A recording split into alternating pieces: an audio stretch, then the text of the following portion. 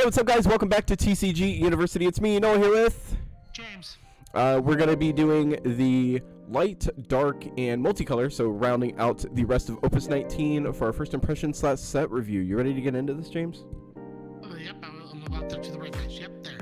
Okay, cool. You want to kick us off with Titus? Oh, lightning started. I went one too far. My bad. Titus. Titus is a 4-cost EX burst forward. Has Guardian. It's a Cat 10. EX burst. When Titus enters the field, choose one forward. Costs 5 or less. Your opponent controls. Put it into the bottom of the owner's deck. Remove 20 cards in your break zone from the game. Play Titus on the field. You can only play this ability during your main phase, and if Titus is in your break game beat stick. I think that's nuts, honestly. I think it's a really cool one of if you're Titus clashing, and a really cool 2 to 3 of if you're not. 1 to 5, 1 being garbage, 5 being like amazing. Same as the Wind Earth review we did. What do you put Titus at? Currently, like if I was gonna play Cat 10 or Guardians, I'd say this is like a 3. But outside of its own, I'd say it's a 4. So I put Titus at a 4 base. I think as a one of, he's he's really good. The only issue is he's a light card, so you really, if you're stuck with it in hand and like you never feel the need to play it, it feels off. But like he hits 5 or less, so there's always a target for him in my opinion.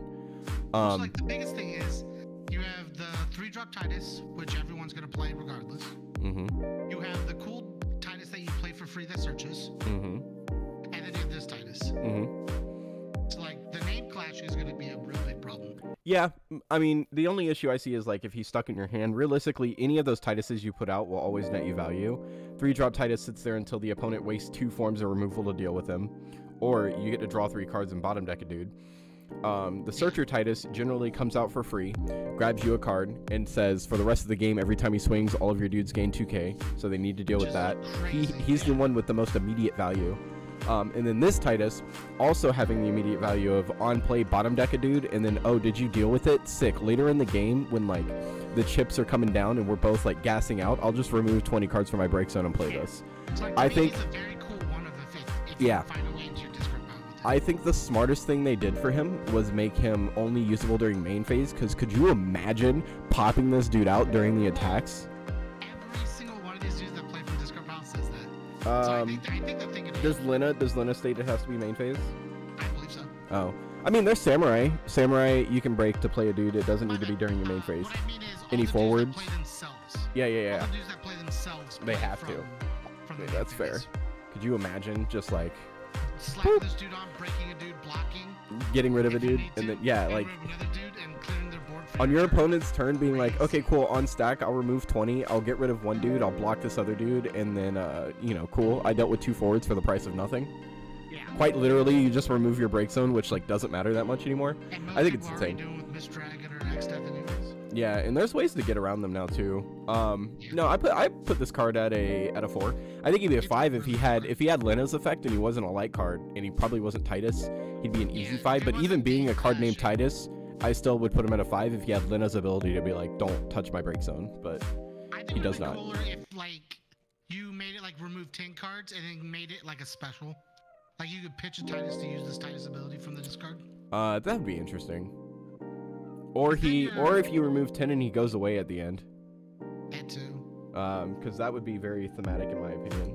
Because then if you want to play extras, you can name, clash, pitch, do cool Titus things to do. Yeah. Next one. Madine! I got this one. 1 CP light summon. Pay 1. You must control a forward of light forward to cast Madine, and then choose a forward, remove it from the game. 5. So I'm super biased 5. You play this card with any light forward in the game, like Materia to search out Citra. Citra picks up Madine, and then you cast Madine for 1. Also with the new realm that we have, the new realm states that on play you can choose to play a monster of your opponents from their break zone, or when you next cast a summon, you can recast it and you remove it, so you get 2 cast on Madine for 1. It's 1 CP to remove 2 dudes as long as you have a light forward on field, and there's just enough light forwards right now where like you can create a hassle for your opponent. You play this card in anything that has recursion for summons. It's insane. So you can play it under Fire Wind because you get Terra and Lulu. You can play it under Water Fire because you get Echidna, Porum, and Terra. It's insane. I think this card's a 5. Yeah, I'd say 5 as well. Easy, easy nutty card. I think this card will definitely see play, and if like you build a whole deck around this. Somebody's gonna find a way to break it. There's no way you don't. I think this card's insane, and you have to like constantly play break zone removal so they don't get access to this card. Or some type of negation. Yeah. Next one is Arc. James, you're up. I'm very upset. I need to find the pre-release ones for these. Oh, I got 2 of them at least. I need one more, so I have 3. I'm stealing yours. I have not read this card till I just read it while you were doing stuff. I didn't realize I already like art because I have the first full art. I didn't read this till just now, and holy shit! The cost required to cast Arc is reduced by 1 for each CP required to cast the highest Dark Forge you control. It's a 9. So if you have Camelot, he's reduced by 5. Yeah. So you play Camelot, search for Arc, and now you have a 4 CP summon that you can continue the rest. Sorry. Choose one forward your opponent controls and break it, and then your opponent discards 2 cards for free. Man, that really makes Black Ice list look really nice now. Dude, I already was thinking about it. Well, because they were playing with this at the pre-release, right? So Yeah. during the pre-release, it was Sin Arc, so you'd slap down Sin for cheaper, because like he's cheaper. Yeah. Or no, I still think Sin costs 6. Is he reduced? Hold on, sorry. I want to double check this. He becomes free if you have 6 points of damage. Yeah, but it doesn't reduce, right? Or does it reduce The cost or he required to becomes? cast. Are you looking at it? Yeah, the cost required to Okay, cast cool. Sin is reduced by 6. If you receive 6 points of damage. Okay, cool. So yeah, so what they would do is they would pay 6, cast Sin. Sin would do his thing, probably break like 2 dudes because they're only at like 4 points of damage or 5 points of damage. Because you can't go to 6, you die in pre-release. And then they'd be like, okay, cool, pay 3, cast Arc. And you're like, that's rough. Yeah. You just like dealt with my board. But yeah, no, I think Arc's super cool. I just you have to be playing high cost forwards, dark forwards for Arc to work. If you're able, listen, okay, Kyle Wong likes to play a multicolor deck, right? Yeah. You know what dark forward loves to have when the opponent plays multiple colors? No, I don't. Chaos. Oh, yeah, 11 CP Chaos. It becomes cheaper because of it. Yeah. It becomes free because it doesn't say can't be 0. It's cool. Yeah, 11 CP Chaos can break a dude, steals a dude, and then you can break a dude to break a dude, and then Arc breaks a dude. And yeah, basically. So work on getting Chaos on board. Realistically, though, I think Arc's probably a 3.5. I don't think this is gonna see as much play because it's very niche, but I think it's cool. It's a really nuts card to talk about. It is very, very cool. I'm going through real quick and looking at Dark to see what else you can play. You have fun with really that. cool. I got Sin up next. So Golbez is you can pay the 4 to get it out, right? That's real cool. You can do the cool Emperor thing. Which Golbez? Which, the 6 drop. The dark one from the 5 starter or 4 starter. What's it do? So it costs 2 less. You can make it cost 2 less, and if you do, it breaks at the end of turn. Oh, that When it Golbez. enters- Okay, yeah. when Gotcha. it enters, yeah. You can do the cool 5-drop Emperor that draws 2 and has 2 guard. You can you can somehow play the cool 9-drop Sin. Makes it for free. You know how you play the cool 5-drop cards on this Sin? list. You play Ultimecia to play it off the top of your deck for free, and you play Leviathan to stack it there.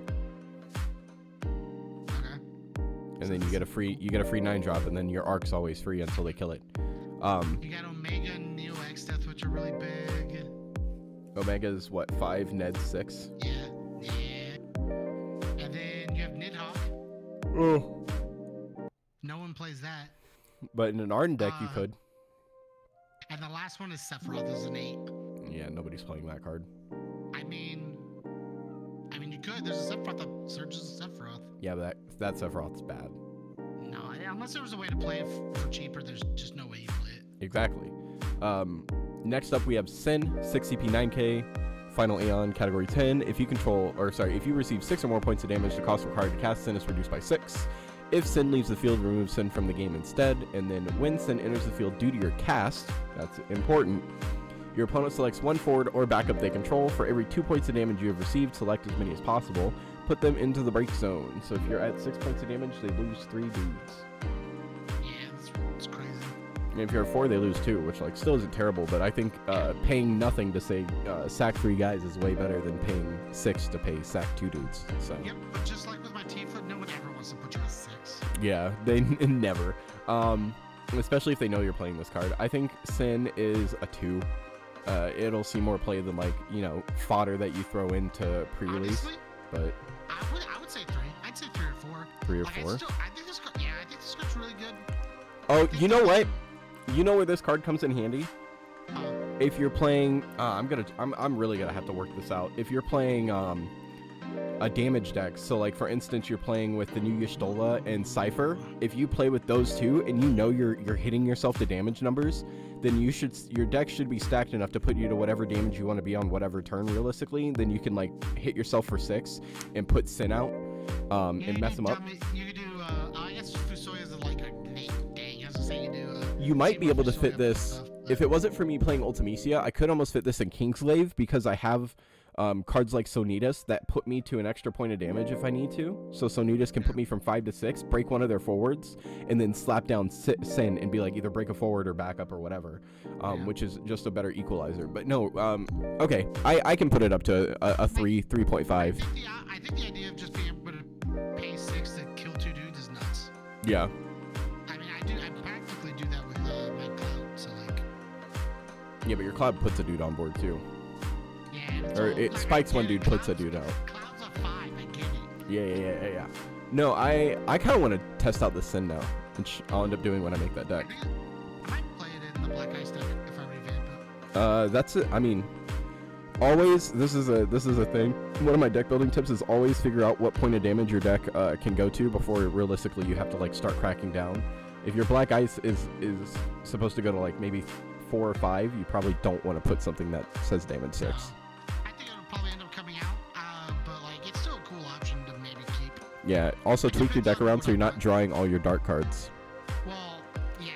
Sometimes it's dark cards. Playing half and half does not work. No, it doesn't. Next one, Vine. This card's nuts.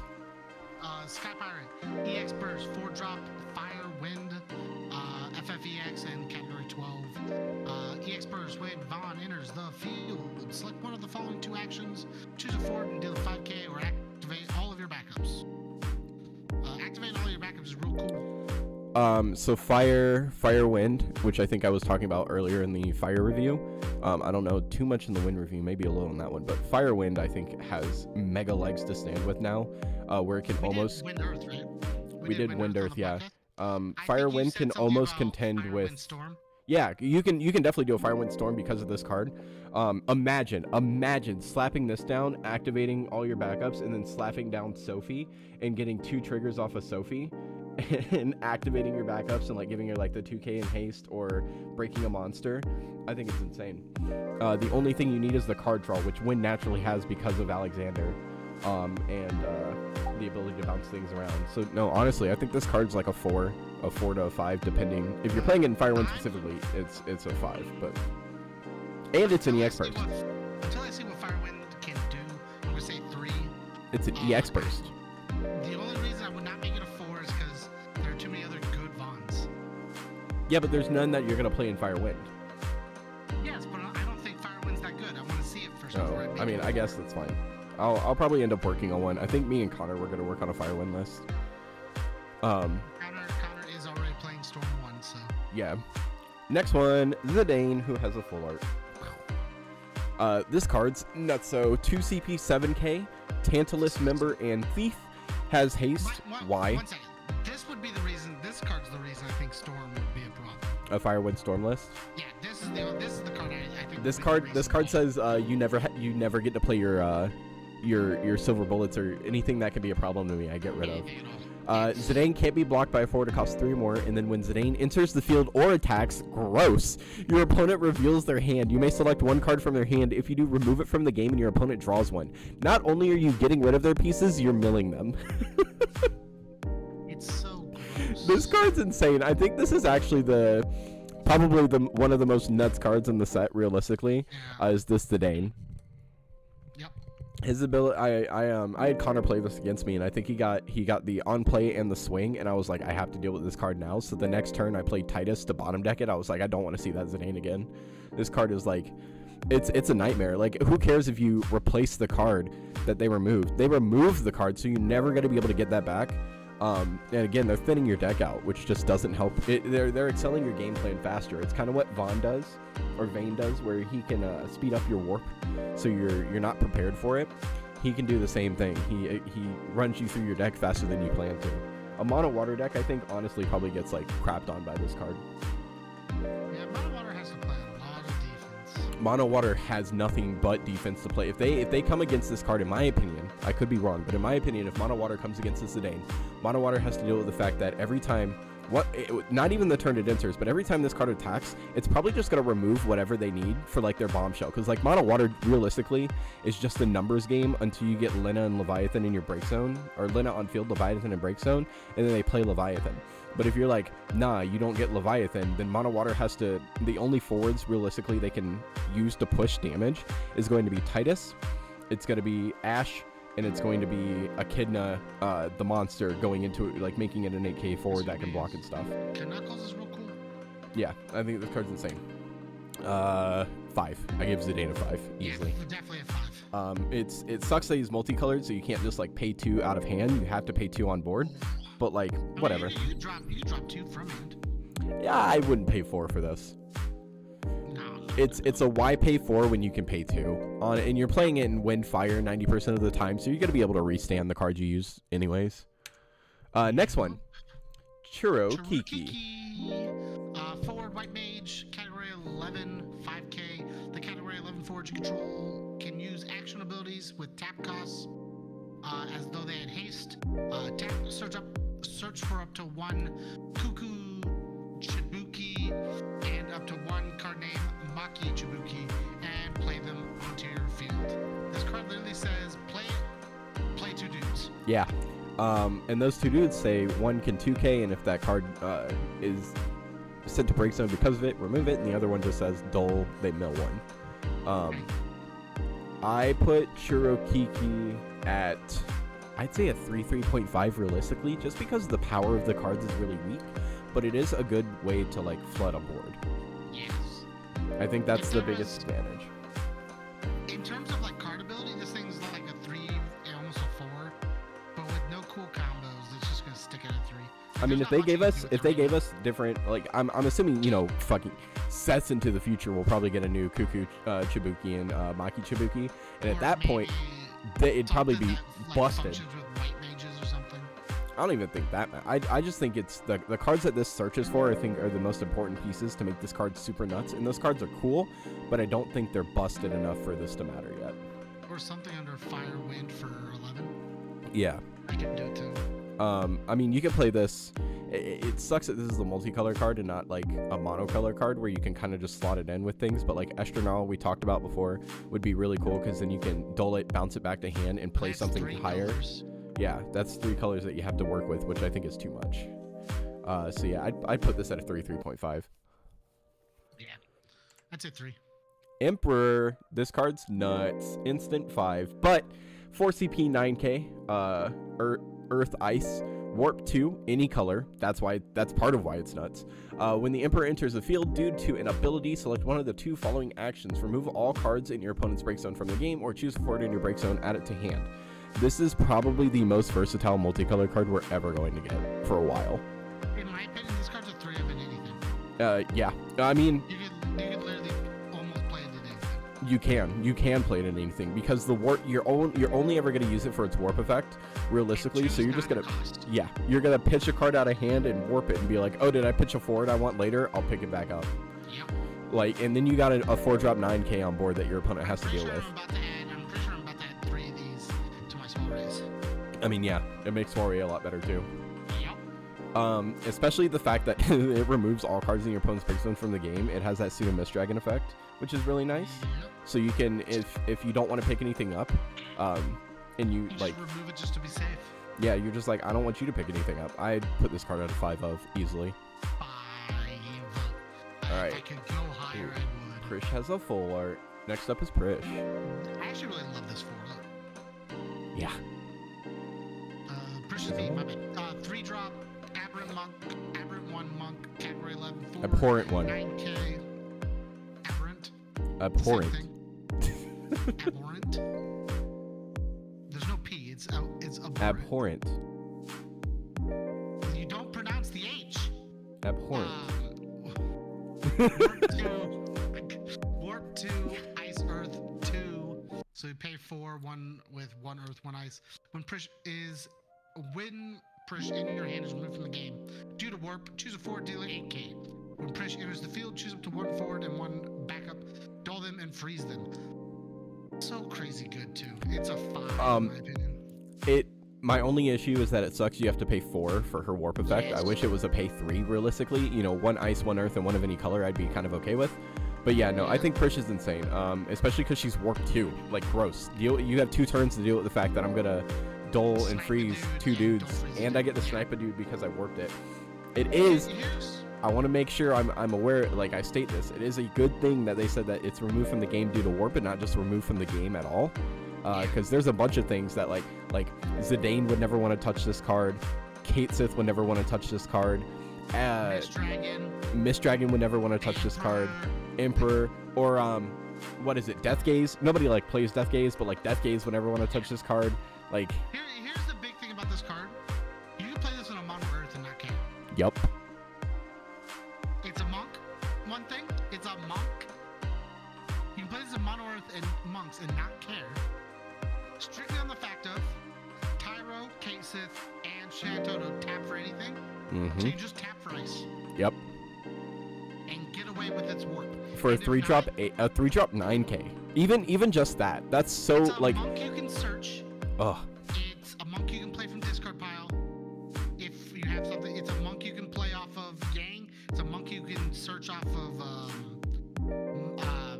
Mott. Star Sybil, Mott, Tyro. Star Sybil, like your entire deck can freely just mess with this card in a mono earth, and you won't really get hurt by it. Nope. There's no downside. Yup. The downside is you can't play this if you don't have ice to be able to tap for ice.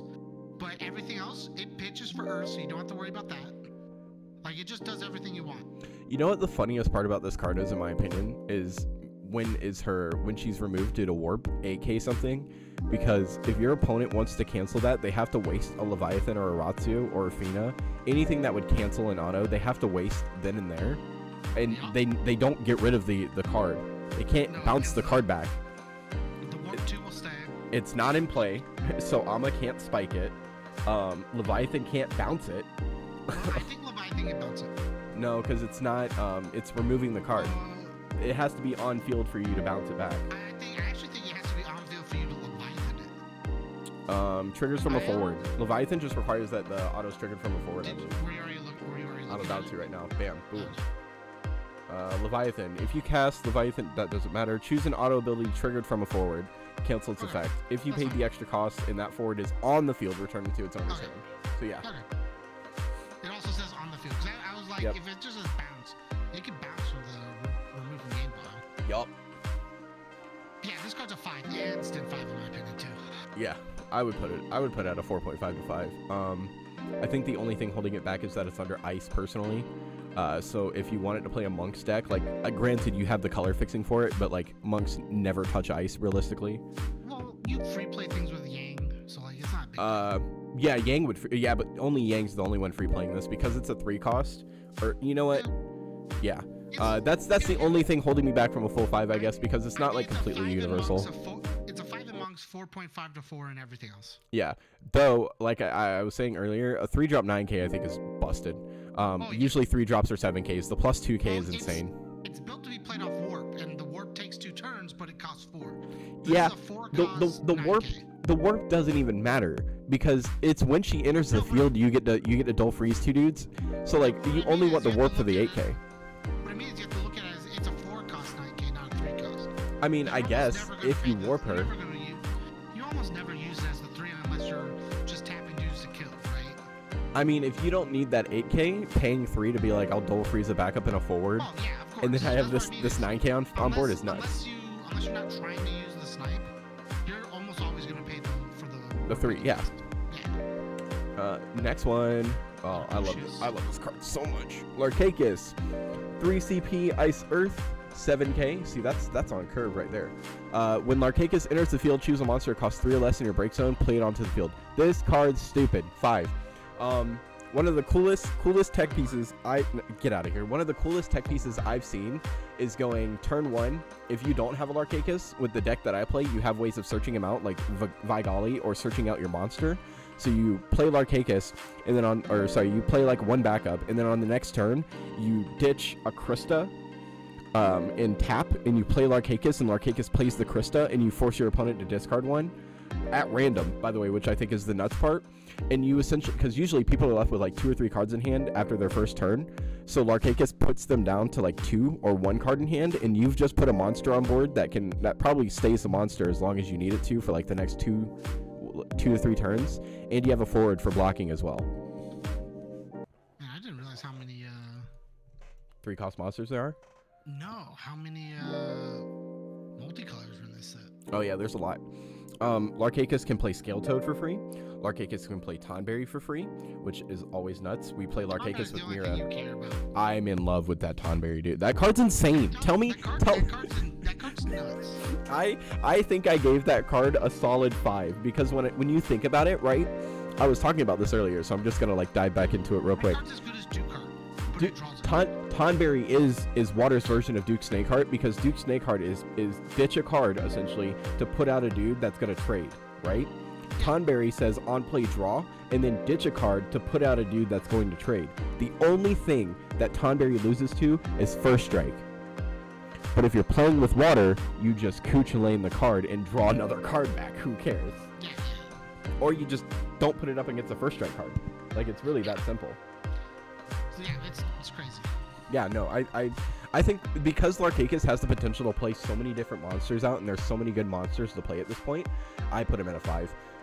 You can put him at a 4 if you want, but like that's just where I stand with it. I'm super biased, and I won't say I'm not, but I think this card's insane.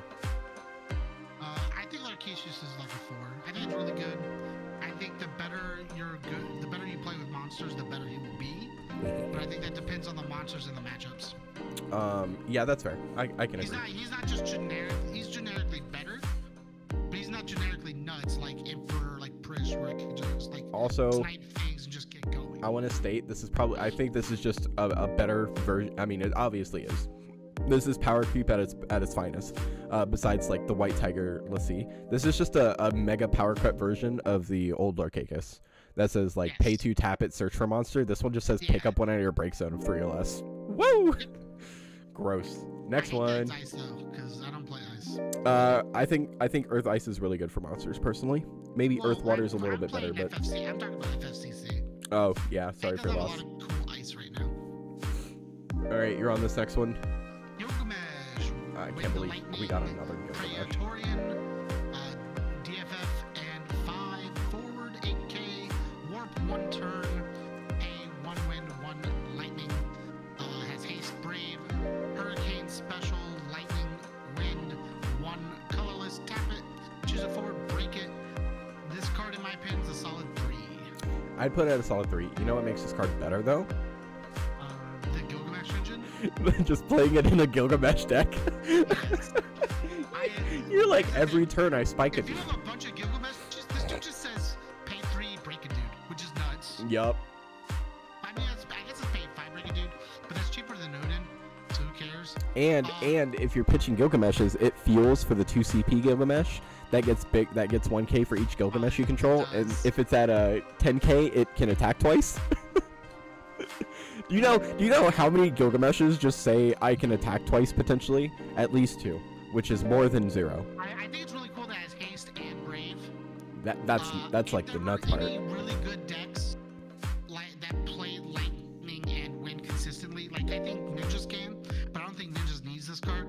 No. I don't think Ninjas will play it. No. But like if there was another deck that had like just like a free good spot for like extra filler, this is a really cool card to fill because it's just pay 2, it warps for a single turn. When it comes in as haste, brave, it's a nice solid 8k. Covers both your colors. Like by itself, it is a very good card, but like there's no deck that wants to run it right now. That's fair. I don't disagree. Unless you're playing Gilgamesh IP PvP. Like. Yeah, which if you're playing a Gilgamesh deck, you're branching into four different colors, three different colors. You have to branch into wind, earth, and lightning, because the Gilgamesh that plays Gilgameshes is under earth. Yeah, no, I put it at 3. Next one, hey, there's the Cloud, 6 CP, 9K, wind and lightning. The cost required to cast Cloud is reduced by 2 for each card you casted this turn. It cannot become 1 or less. It is multicolored, that makes sense. And then when Cloud enters the field, choose up to 1 forward to cost 4 or less, and up to 1 forward to cost 5 or more. Break them. As cool as this card is, realistically, I don't see Cloud being a 5 in my opinion, unless there's like a really good wind, lightning, storm deck, or wind lightning deck. I mean, wind lightning storm would be really neat to see. I would see Cloud at a 4 or 4.5. I just can't give him a 5 for sure. I do like the effect of breaking a forward to cost 4 or less and a forward to cost 5 or more, so it covers both aspects of forwards. Or it snipes. It can either snipe one dude that you really need to get rid of, or snipe 2 dudes if you're trying to clear a board. Yeah. If he had haste, I think this card would be an instant 5, because he is under lightning. There's no reason not to. But yeah, I think this is the chase card for sure of the set. Like, there's no reason for it not to be. It also has the signature though. That's why it's the chase card. Yeah. I'd say 4 because it's a very decent good card. It's the only difference between like playing this and playing Aranea is Aranea has haste and first strike or whatever. Mm-hmm. It requires damage 5 to be able to break a 5 or less or a 3 or less. And it has an EX burst. Yeah.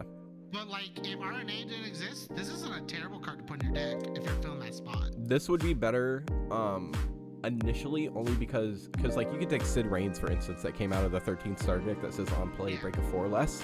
Same cost, but as the damage goes up, he gains more abilities. He gains like 1k brave and like first strike, and when or at least 1k first strike, and then when he swings at like damage 5, he breaks a forward.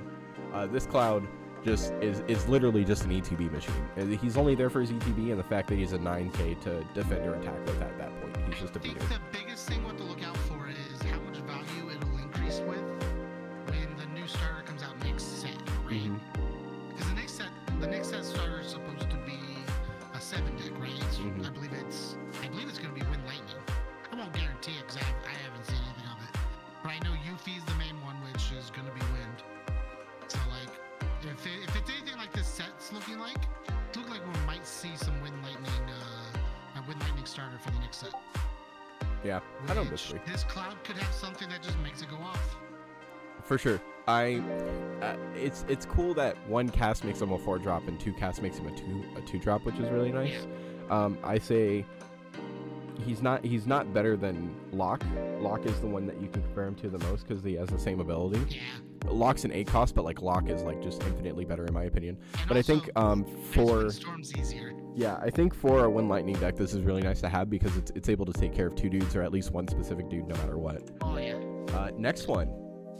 I can't pronounce that, but it's your card, so. I'm gonna try. Verald? I think it's Verald. I'll take it.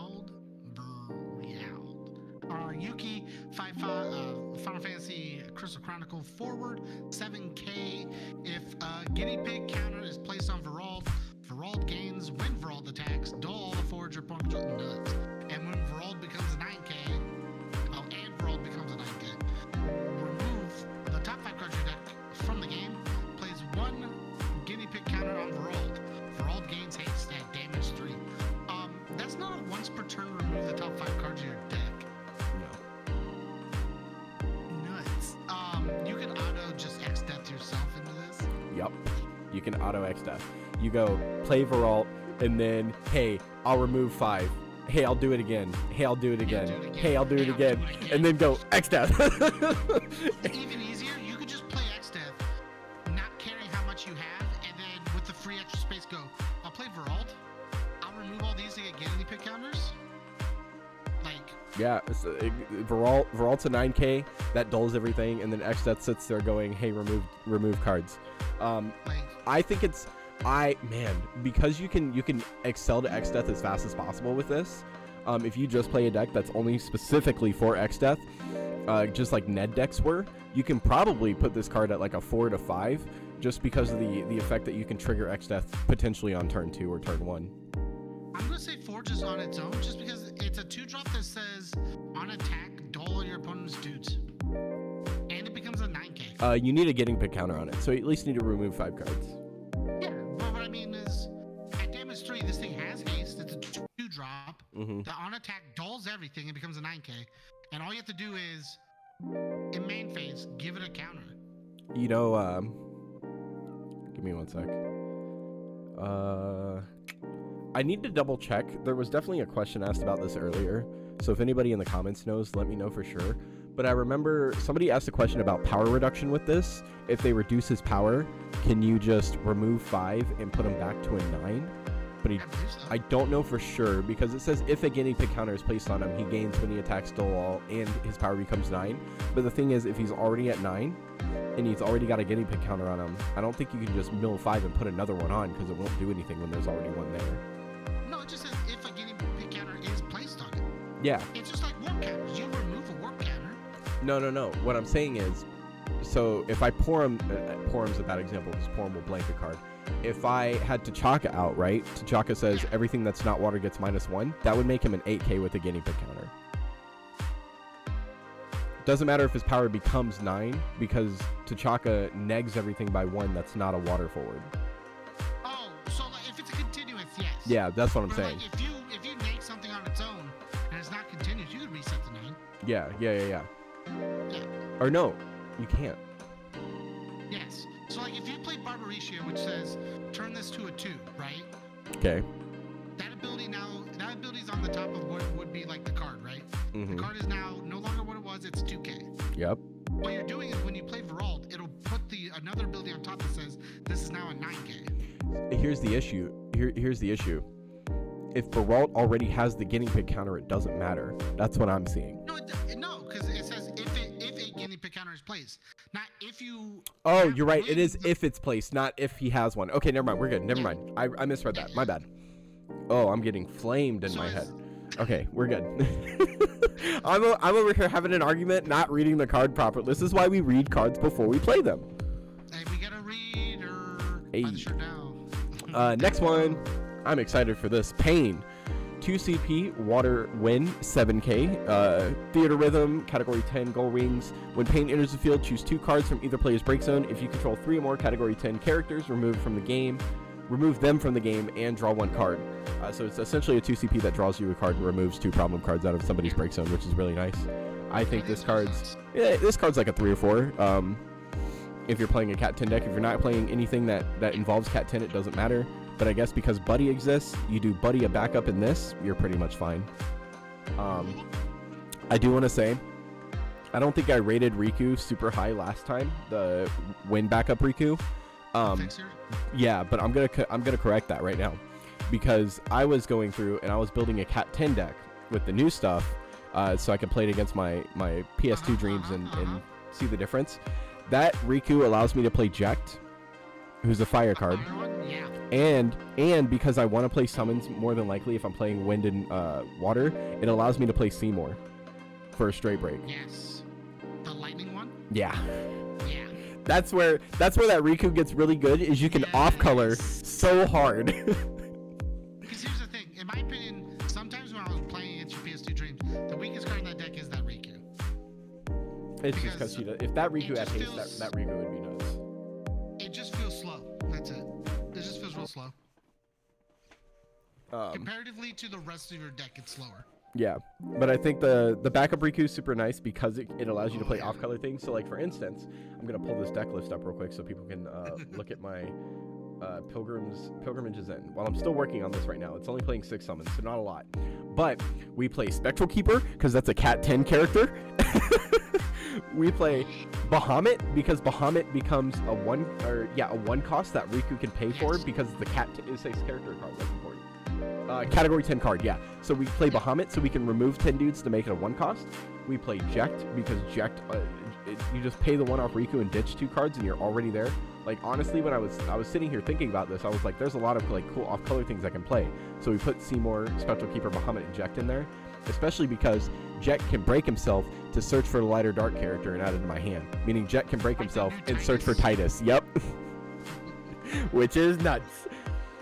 Now, the issue I have currently is the pain lines. I don't know how many pains or what pains I want to play for sure yet, because I wasn't ever really around for YRP to be like super big, so I don't know what the best pains are, and I'm pretty sure you just pay like a 4 pains total, and you play a 2-2 split depending. So currently I'm doing a 2 of this new pain and a 2 of the EX pain, but I think it depends on how you want to play your deck. search for I think if you're like, in my opinion, I think this pain is better in your deck current than any other deck right now. So in my current PS2 Dreams deck, this pain is better than the EX Burst pain, hands down. Yeah, but if I'm playing the Gull Wings deck with the new Yuna, I might want to play the 3 CP pain that has EX Burst, because it doesn't just search out Yuna, but it also searches out Riku. The only thing right now I'm having an issue with is finding a really good bomb to drop with Yuna at damage 5, and the closest I've gotten is Jacked. But that's about it. Oh, also, fun fact, Tros is a category 10 character as well. I figured that out after playing the game for like the 3rd time or whatever, but that's just like a nice thing to know. It's a 4. You search with a 4 for Yuna? Which Yuna? Or what you're talking about? The new Yuna, we'll get to her. No, but I'm saying you do 4, right? She doesn't, so she plays a category 10 character who costs 6 or less on the field. Yeah. I want it to be a forward preferably, because I don't think there's any bombshell backups. No. And I don't think there's any bombshell monsters, but Jacked is like the biggest bombshell forward in my opinion. I guess Sin, but like Sin's whatever, Sin free plays itself anyways. You can't cast, it's not counting as a cast, so you don't get cool abilities. You could play the other 6 CP Sin that came in the starter deck, that says wipe your opponent's board and Sin's damage 6? God, hold on, I have to look this up now. It's a 9 damage, isn't it? It's a 9 cost. No. There's another 6 CP Dark Sin. We're looking this up right now. Or is it not 6 CP? Oh my god, is that one 9 too? 9. Yeah. There's 2 9s? Yeah, gross. because when you search it, you can pay 3 to break it, dude. Oh yeah, gross. Never mind. Alright, that's bad. We're just playing Jacks. Alright, cool.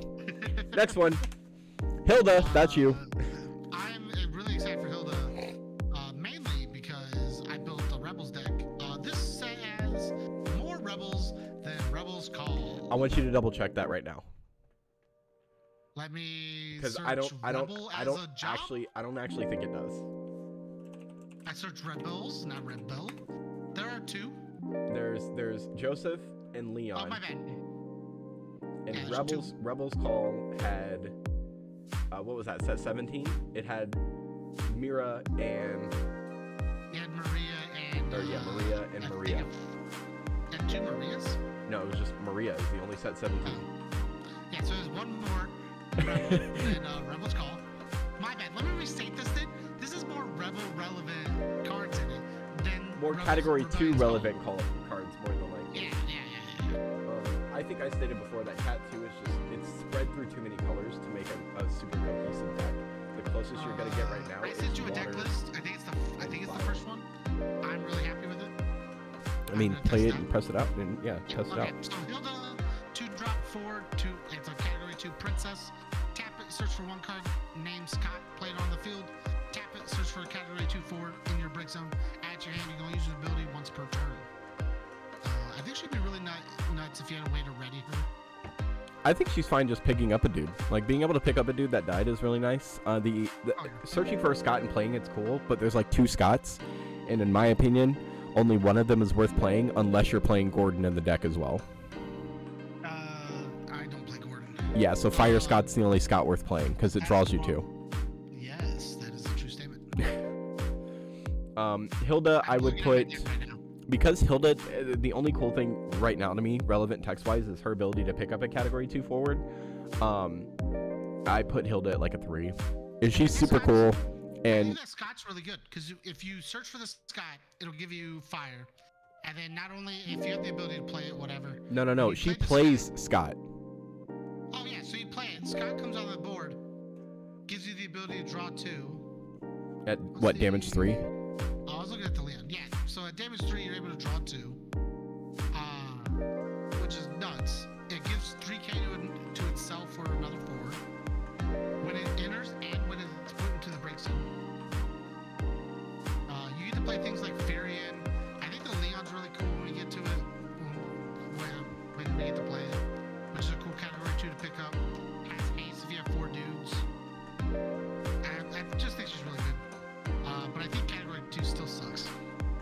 Yeah. It's not there yet. It's very rough. I put her at a 3 because, again, her only relevant text is picking up a category 2 forward. Yep, 3. Next one. Yuna, that's me. 3 CP, 8K, pretty good. Category 10 Gold Wings. When Yuna enters the field, choose one forward the opponent controls. If its cost is equal to or less than the number of Category 10 characters you control, put it at the top or bottom of its owner's deck. Busted. Damage 5. When Yuna enters the field, you may search for a Category 10 character of cost 6 or less and play it onto the field. Nutty. Oh, man.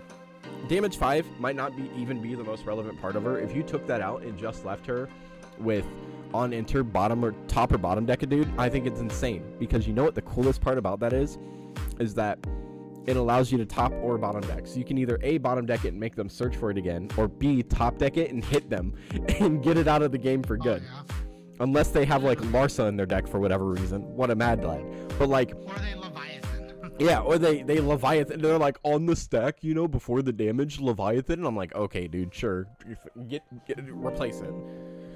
But yeah, no, I think this Yuna's nuts. I want to put her at a 5. I don't think she's 5 quality per se because she's not universal, but I definitely think she's a 4.5 easily. Yeah, not the greatest, but it's there. She's really good though. Yeah. Next, Une. Yeah, I'm gonna let you know there's nothing in Category 10 in monsters or backups. That is really nuts. I mean, Tros is cool. Nope, nothing there. Okay, sure. All right. Well, I mean, like it's a bomb. You said you wanted a bomb. Oh yeah, there's no bombs like that. Yeah, no. There's cool cards. There's no nothing. Une, 6 drop, Magus, Cat 3 forward, 9K. It's earth and water. Before paying the cost for Une, you can remove a total of 2 earth and/or water summons in your break zone from the game, and reduce the cost by 2, making it a 4 drop. When Une enters the field, choose up to 1 forward your opponent controls and up to 1 backup your opponent controls. Return them to their hands. Crazy nuts. Tap it, choose a summon your break zone, add to your hand. Crazy nuts. Cards bonkers. Une's technically a 4 CP lightning rod. If they don't deal with it, even just one turn of going, I'll tap Une, well, it just screws up somebody's game plan. You're like, I'll tap Une and pick up a summon. Playing it on its own can just fuck up somebody's game plan. Well, yeah, because you bounce a forward and a backup back to hand. Yeah. You reset their board. Not only that, but I love the fact that she picks up any summon in your break zone. Yup. Like Madine. Like Madine. Now, realistically, you're probably not playing Madine in a Earth Water deck, but you could. You could Earth Water Summoners and Une and loop Madine constantly. Tros only bounces your opponent's ones, right? Tros only bounces an opponent's forward, correct? Yeah. You can Leviathan this back to hand. You could, Scholar this back to hand to be able to play it again. God, could you imagine being like just having repeatedly playing this? you're like Lena and free play Une off Lena. If you already had a Leviathan out, or you play Leviathan and then later on you like cast Une for 4. So like you Leviathan and then you Lena. I got it. Can you imagine monster potting Une? You mean magic potting Une? Yeah, magic potting. Oh, that'd be hilarious. Hold on. What are all the Unes that we have that magic pot? Because magic pot chooses a forward, right? Does it have to be a different name? No, but I think magic pot only specifically chooses a forward. So magic pot says, when it enters dull, pay an earth, dull it, put magic pot in 1 forward into the break zone, search for a forward with the same name as the forward, you put into the break zone, play it onto the field, and you can only use it during your turn. So then we only have, I think, I spelled the name wrong. Dude, why am I spelling this? You have the 5-drop ice earth, you have the 6-drop backup, and you have the 4-drop. You can't use the 6-drop backup, so you only have 3 Unes to choose from. You have the 4-drop ice, the 5-drop ice earth, and then the 6-drop water earth. Yeah.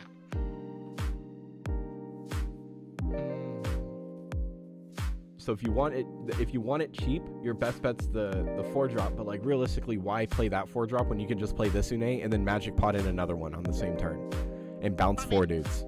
That's how you get them. Here's the thing: if you're playing Larketius, why not play the 5-drop Une and the 6-drop Une? Play the 5-drop to do cool ability, have Larketius to play the magic pot on board, and then play the magic pot to the Une to play the other Une. I just feel like that's extra work.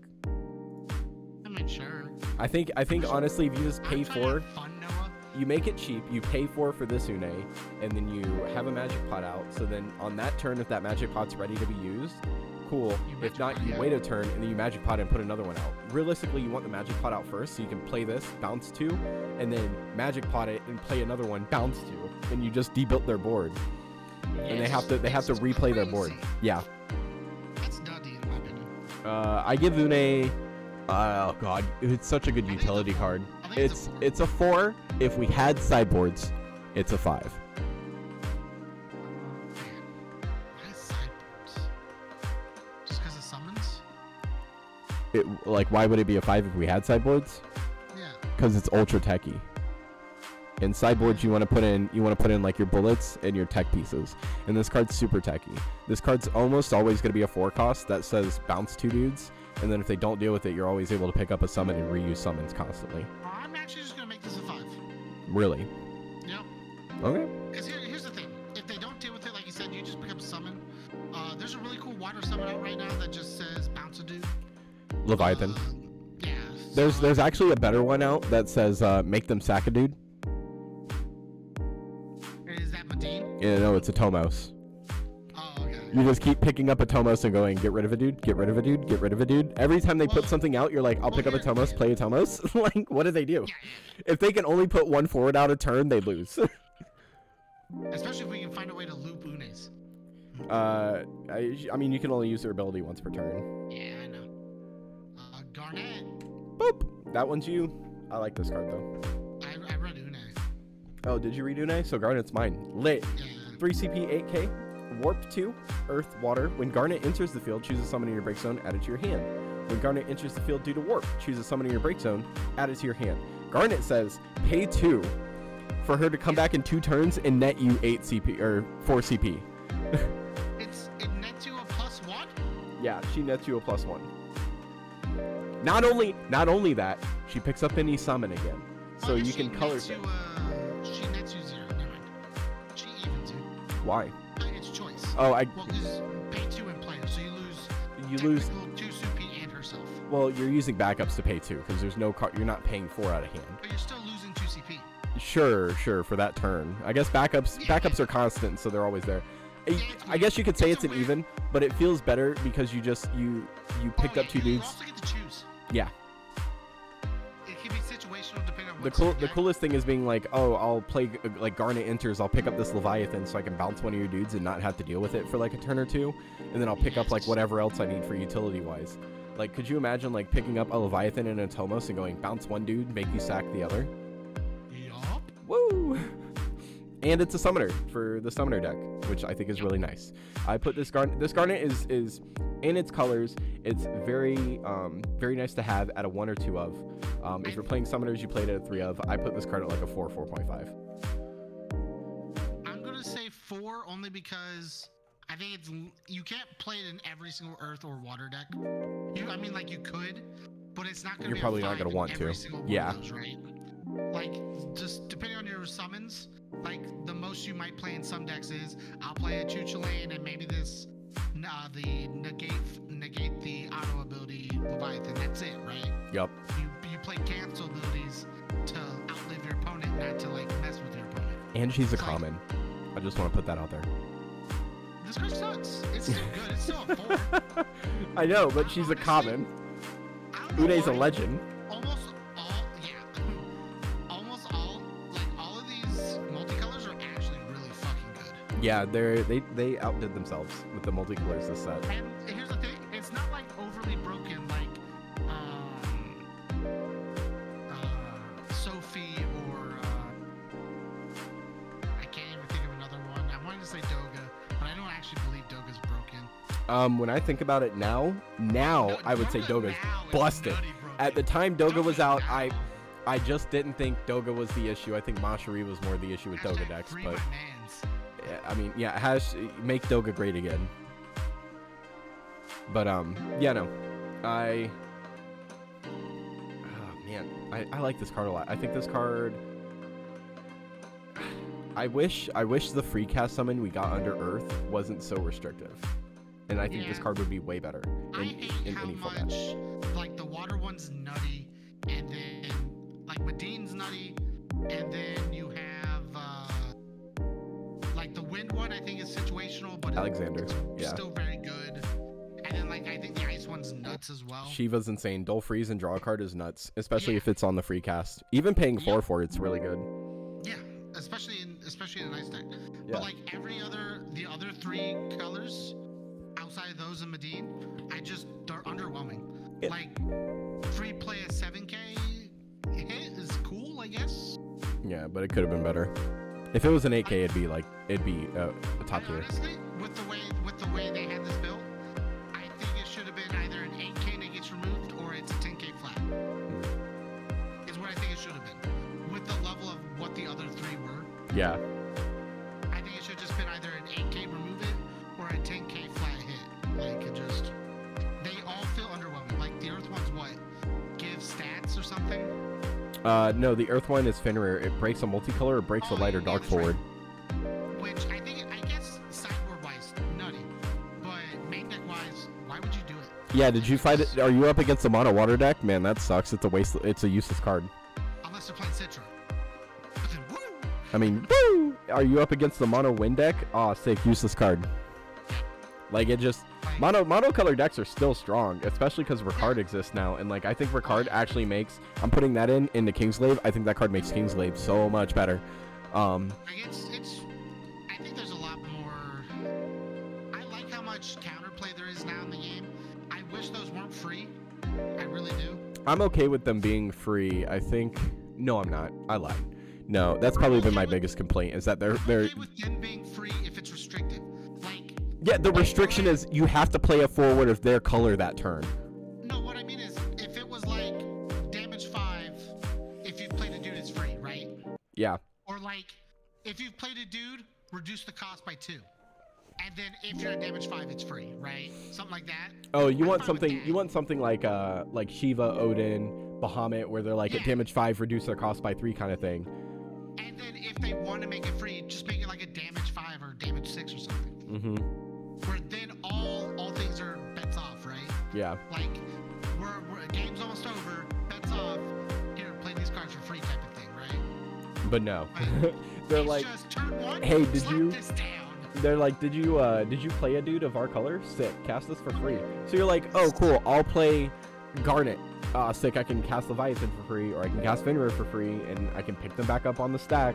That's nuts. Honestly, I think any deck, if you're multicoloring, and you get to play like Garnet, Une, or like you get to play any of the pickup summons, I don't think there's a single reason you don't play at least 1 to 2 of every single color you can play. James. For like, I think Fenrir's a fine one to play. Oh, why does the stack function this way? What? Play Garnet.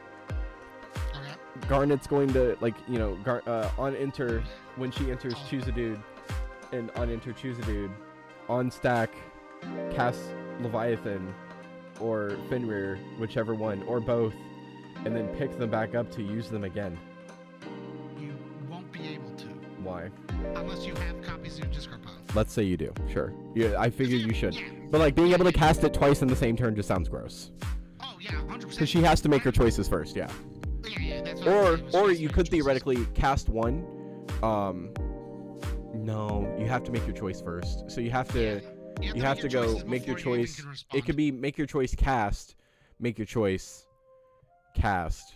I don't know. I'll figure it out. But just being able to do 2 is gross. You have to activate both abilities before you can stack the other things. Yeah. Next one, because we're almost to an hour now. Holy crap. Yeah, we've been going. Maya. 5-drop, Earth, Water, Azure, Witch. It's a Mobius forward. Brave 9K. The can't remove Mobius forward you control other than her. Gain 1,000 in Brave when Maya enters the field. Reveal the top 5 cards of your deck. Add up to 2 Mobius cards among them to your hands and put the rest in the bottom in any order. She replaces herself for 4 CP. Gives everything 1,000 in Brave, and it says Mobius cards. Yep. The cards part is nuts. Because you can pick up summons. Yep. So there's almost no dead targets. And she instinctively has Brave. She's a better version of Veritas under her her respective, or not Veritas, sorry, Verstal. Yeah, under her category. Yep. Could you imagine, God, could you imagine going pay 6, play Wool, play Maya, grab 2 dudes? Please stop. I'm just saying, like, it's gross. And then Wool and Maya are 9Ks with Brave. Can you imagine playing this Maya and then having the other Wool that says play a dude for free? Yeah. So you search out the dude you want, play it for free off the other Wool, or you search Wool, play her for free, search 2 dudes. That was my first one. Get out of here. I already said that. I thought you were talking about the Wool that says if you play about 5 or higher, draw a card. No, gross. That'd be cool, but that's like 3 colors. Nah. Yeah, We're talking about just a strict 2 color. You go play 6 CP, we'll play Maya for free, draw 2 essentially. Okay. Card's nuts though. Yeah. I put Definite 4. she works in a category. She's I mean, under Mobius you're probably playing multiple colors anyways, because that's just how Mobius functions. She can pick up Brusque's Final Aeon, which I think is really nuts. Yeah, Maya's a 4. Next, Zachary, 5 CP, 9 drop, EX burst, warp 2, pay a fire, pay a lightning, and then when he enters the field, choose a forward deal at 7k. That's whatever. When he enters the field due to warp, until the end of turn he gains haste, first strike, and brave. He's a good setup card, especially in fire, lightning, where you're like, oh, I always need like an additional haster to close the game out. He's just a 2 cost too. Yeah, he's a 2 cost at 7Ks and gains first strike, haste, and brave. He still just feels underwhelming. I don't think so. I think Zach's whole point is to be an explosive turn, like play that turn, and he definitely is there. Even if you paid, I mean, if you pay 5, you only get his 7k, but even then he's a 9k you can block with as well. Yeah, but I'm just rather 9Ks. I mean, sure, but you're playing. I think Zach is made for aggressive decks and not like mid-range decks. So your whole point, you're always warping him. You're always warping him. The warp 2 is why I'll say 4. I put him. If you're playing a specifically haste focused fire lightning deck, he's a 4.5. If you're playing anything else but it plays fire lightning, he's a 4. Because I think his whole goal is to just be able to be played one turn and to change the tide of the game just off that. Because the fact that he gives himself brave, I think, is one of the nuttest parts. Because after you swing with him, he just sits there and he can block, or he's just another like 9k threat that they have to deal with. But yeah, Anima. When Anima enters the field, choose 2 cards in your break zone and remove them from the game. At the end of each of your turns, remove the top card of your deck from the game. Then, if there are 5 or more cards removed by Anima's ability, add them to your hand and break all the forwards your opponent controls. It's a Falsy forward 9k, category is at 13. Yep. Lightning fire. So here's where I stand with it. Anima's really cool on paper. It's excellent. On the first turn you play it, you've already removed 3 cards. They have 2 turns to deal with Anima. But lightning and fire is no way to protect that thing. There's no way you're gonna protect this Anima. And also, if they remove the Anima, if they kill the Anima in any fashion, all those cards are gone. Yep. Even if you play a second Anima, it doesn't matter because it responds specifically to this card Anima. Yep. So you can wait till like they're on their 4th card, or even their 5th. Nope, my bad. 4th card, because it doesn't trigger on the main phase. It just triggers when there's 5. On their 3rd turn, you're able to go bip. Yeah. Now, if you played this turn 1, I think is the best time to play it, because you force them to have to deal with it immediately, or else you probably net 5 cards in hand. They're not allowed to overextend either. They're not allowed to overextend trying to get rid of this card.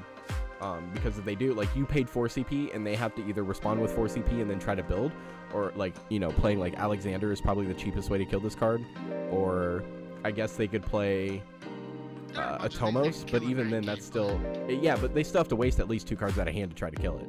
Oh, most likely, yes. So that puts them down to 5 cards in hand on their first turn if they try to deal with this. Unless they play like a Titus and play a Leviathan and just go boom. That's still 2 cards. Minimum. Titus requires, if they're playing it without a backup, Titus requires 2 cards out of hand. So Titus plus 2 is 3. Leviathan is 4. That's 4 cards out of hand to kill this. Offensively strong. I mean, sure, but like they had to use all of that to deal with this one card. Now they have nothing but a Titus on board. Yeah. Which, like, deal with the Titus or not. It's a really cool card, but I just don't see how you get it off. Only on turn 1, in my opinion. Only early game is this card good when there's limited options. 2. Y'shtola. Oh boy. 3 CP, 8k. Fire Lightning. Scion of the 7th Dawn. Like, we don't have enough Y'shtolas already. When Y'shtola enters the field, you may receive 1 point of damage. When you do so, until the end of the turn, Y'shtola gains haste and cannot be blocked. Gross. When either player, this is the fun fact, either player receives a point of damage, choose one for the opponent controls and deal it 4k damage. This card rewards you for playing aggressively.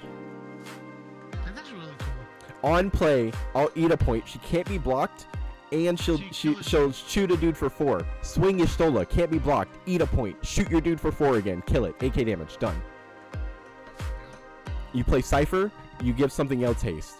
You play her and Cypher in the same turn. Somehow you're able to play both of them because you have the backup space or whatever. You ate 2 points of damage, so you 8k'd something, and you gave her haste, Cypher has haste, and Cypher picks up a dude to put back into your hand, so he refunds himself. Like, it's insane. Yeah. I think this card's a 5. Any color that plays this card's a 5 in my opinion, because it automatically nets you value. I'm going 4 only because hitting yourself is not always the greatest thing. But I also think it's nuts. Listen, James. Listen real close, okay? I'm gonna get real with you. You know what's a really good card under Fire and Lightning? Seymour. Yes. So you stack a summon, and then you eat a point of damage. Here's the thing. And then you EX burst. You EX burst them, and you laugh as you either break a dude or net cards in your hand. You can do with it. It's a really fun card. My favorite thing about this card is it rewards you for face tanking. Yes. But I'm still just making it a 4. Okay, whatever, James. I'm keeping my 5, but that's fine. Hitting yourself in the face. You're not blindly. You're setting up the card you're gonna hit yourself in the face with, and then you play Axstar on the back end. So you have to have so now you have to have Axstar, Seymour, and this card. What else are... Listen. I'm gonna be real with you, right? Fire and Lightning has so few options to actually put into a deck, so it's easy to just cram a bunch of stuff you don't care about and be like, it's a backup, whatever. But now you can think about it. Just because you don't have to... Just because this is a cool add to a Fire and Lightning deck, just doesn't automatically make it a 5. It's a 5. This card's nuts. I'm going 4. All right, fine. In the comments, whoever decides to watch this, makes it this far into the video, 5 or 4, your choice. Mog, you're up. Mog 4 or Mog 6, sorry, my bad. It's Water Ice, Warrior Moogle, Cat 6, 9k. The cost required to cast Mog is reduced by 1 for each category 6 you control. When Mog attacks all the forwards you control, gain first strike until the end of turn. At damage 3, Mog gets the ability of when it enters, choose a character, dull it, and freeze it, draw a card. Nutty! Card's free. What's your number evaluation? Oh, 5. 4. I'm joking, it's a 4. I was like, there's no way this is a 5. You know what the coolest thing about Mog is? 5 and a 6. Mog swings and gives everything you control first strike, meaning Mog gives Celeste and whatever she parties with first strike, meaning Celeste always lives, and you can continuously keep Celeste on board. Yes. Your spellbook deck is looking pretty nice right now. It's the 3rd list I sent you. I'm just saying. Next one we have Shadowlord, who I think there's still more. Shadowlord, 6 CP 9k. When he enters the field, your opponent discards a card and you draw a card.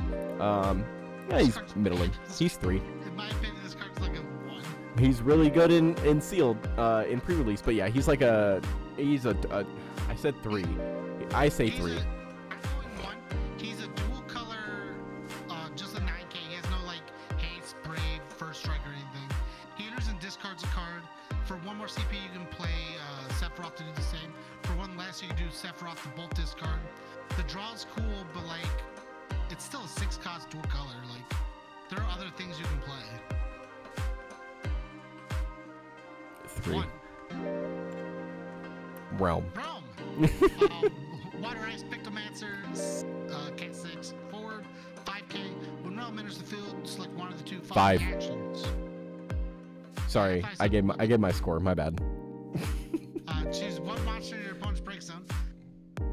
play it onto your field, which is funny. Yeah, that's cheesy. During this turn, if your next summon of cost 4 or less cast from your hand and is put into the break zone, remove it from the game instead, then cast it again without paying the cost. I'm not going to pay the cost in the first place, so who cares? Can I just... I have to double check this again because of her wording. Does it stay removed after you cast it? It should go back to break zone, right? It should go back to the break zone. Hold on. Let me read Man in Black. This is important.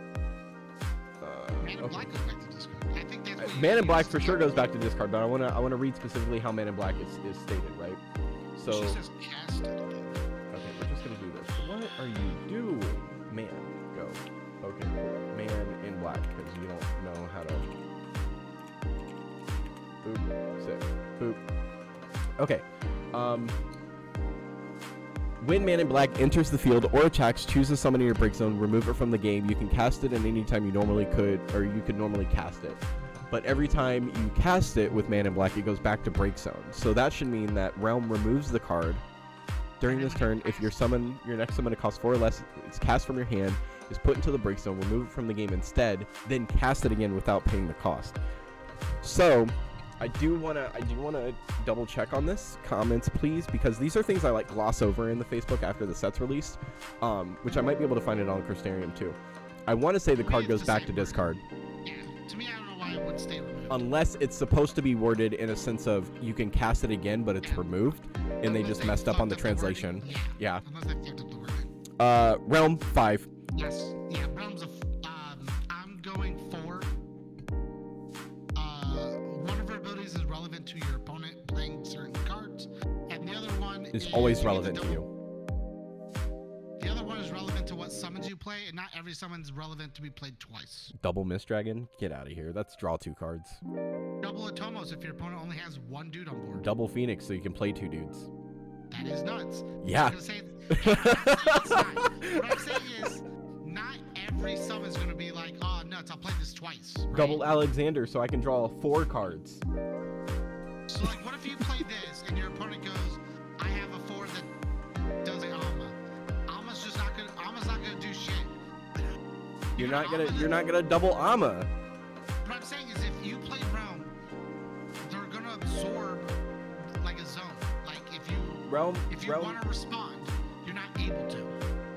Yeah, what are they gonna do on response with a forward to Realm entering the field? Fucking know what Nothing. I'm saying is, Nothing. What I'm saying is, if they went to force your hand, you're forced to either let them do whatever the fuck they want, because your card's not gonna be able to be played twice anyways, or waste your play twice.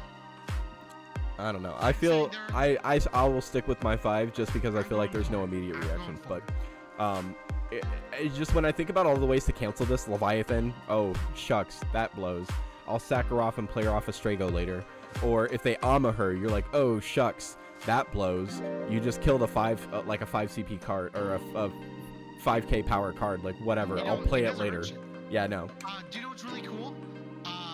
I'm playing Gal, which is a water one that's a back attack. Gal's nuts, yeah. That kills something. You get to play Gal, Realm, and then what's the other 2 guys? I gave you my list. Where is it? I don't know. I was talking about Gal Ultros. Do you know how funny that would be? Yeah, that's really you have 2 forwards that you keep popping back into your deck. We were playing Gal, Realm, and Porum, right? Because we're playing a spellbook deck. Yeah. You could spawn all those dudes with Lina. Yep. How nuts is it to spawn a Realm with Lina? You should play Strago on it, like at least a copy or 2 of Strago. I was thinking about it. I took it out originally for what I'm cutting right now. But I mean, if you want to rely, if you're looking to rely on Realm, you should play Strago. If you're not, it's fine. But if you want to have some reliance with her, Strago just plays her from break zone, so there's no reason not to. The new one, right? Yeah, no, not the new Strago. It's a 2 CP backup that says pay a water, dull break him, and play a Realm of cost 2 or less from break zone onto the field. And it's a water. Yep. I need more water backups. Yeah, yep. Actually, I'm down. Moving on. No lies. Did you read Realm? You read Realm, so I get Warrior of Light. Sick. Yep, you get the last card. The super card, the super card in the set, right? Warrior of Light, fire, wind, earth, and water. The avatar is coming, boys. You can only pay CP produced by backups to cast Warrior of Light. He has haste, first strike, and brave, and when he enters the field, due to your cast, activate all the backups you control, draw 1 card. Otherwise, you can dull him, choose a forward, deal at 5k damage. Realistically, people are probably, I want to say people are going to be looking to play this card for free off of things like Cecil. You can play it off of... Kieran also plays it. You could, if you're playing enough FFCC cards, you could play it off of Leo. You don't get the on-enter effect because you didn't cast cards, but realistically, playing a 4 CP, First Strike, Haste, Brave, 10k is nuts, as is. Yes. A 10k 4-drop is crazy. Best vanilla beat stick in the game without any other text besides Haste, First Strike, Brave, and the 10k. Like, easy. The other ability is tap, choose a forward, deal at 5k, which doesn't make sense. It's cool. It's whatever. It doesn't matter. But, like, honestly, I think this is a card worthy of being a Warrior of Light, in my opinion. When you think of Warrior of Lights, this is what they should be. I'm playing this in my small raise. It color fixes almost everything. Yeah, it's an easy 5. Well, no, not a 5. It is a little color fix you got to play around with, so I'll give it like a 4. But if you're able to color fix for it constantly, it's a 5. I'm doing 4. Yeah, I think this card's the same. There are certain decks where this is like, I think small raise, this is a 5. Any deck where you can free play this card is a 5. Yep. Like, outside of that, if you're working for this, it's a 4. Yeah. That'll wrap it up. Everything else is just the starter deck stuff, which if you want to see us talk about the starter deck or see me talk about the starter deck, leave a comment in the comment section, obviously, because I've played intensively, at least with the starter deck since it came out, and I have a lot to say about it if you guys want to hear it. I have not. Yeah, it's really cool. I like it. Otherwise, I want to build the damage deck so bad. Exactly. Zonde. Just 7k something and then 4k something off the top of it. No, I was talking about do the points of damage deck. Yeah. Where you just snipe everything. What? Wait, what do you mean points of damage? Are you talking about the Y'shtola deck? No, where you hit him for 5. Oh, that one. Never mind. Okay. You're talking about the starter deck for it. Yeah. The OTK deck. Oh, yeah. Okay, got you. Have fun with that. It's, if you want to send me a list, I want to look at it. I will. Don't worry. Otherwise, thanks for watching, guys. Hope you enjoyed. Like, comment, subscribe, all those fun skadoodle things. And as always, stay learning.